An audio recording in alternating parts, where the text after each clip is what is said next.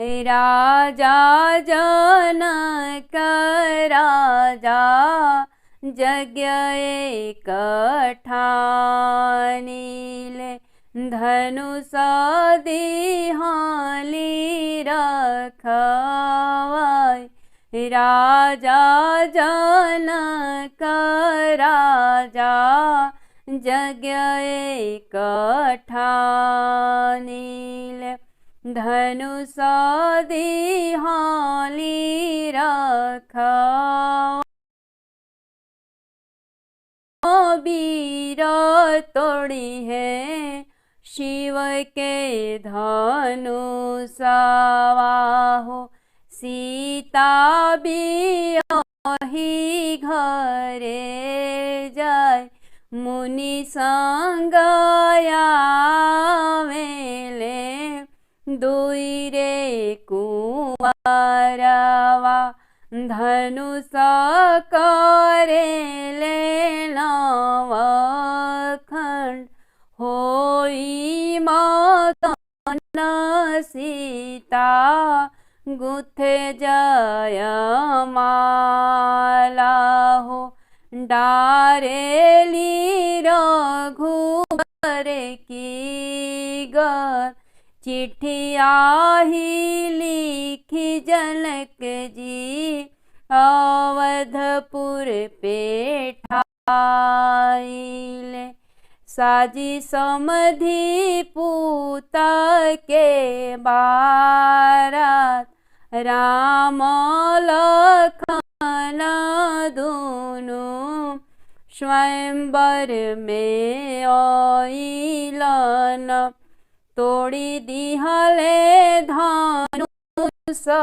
विषा हाथी साजबी घोड़ा साजबी अवरु पालकी साजबी साजबी साजन बरियात सीता बियाही लेई आई अवधपुर लेके आई बिडोलिया कहाँ सजी गईली हाथिया हो सजी गईले घोड़ावा सजी गईली साजन से बरियात जब बरियातिया जनकपुर पहुँचे हो सखी सब गावे मंगल चार सासु सुने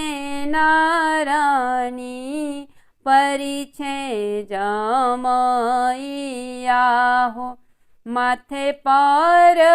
तिलक लगाय मड़वा में बैठिले रामचंद्र दुल्हा हो सीता दुल्हनिया के साथ सीता के मंगिया में मोतिया भराइल राम चलले डोलिया चढ़ाई डोलिया त पहुँचल अवधपुर नगरी राजा दशरथ जी के द्वार तीनों मायरिया मिलिया रतिया उतारेली आइली लक्ष्मीनिया बहु हमार राजा जनक राजा यज्ञ एक ठानिले धनुष दिहाली रखवाय।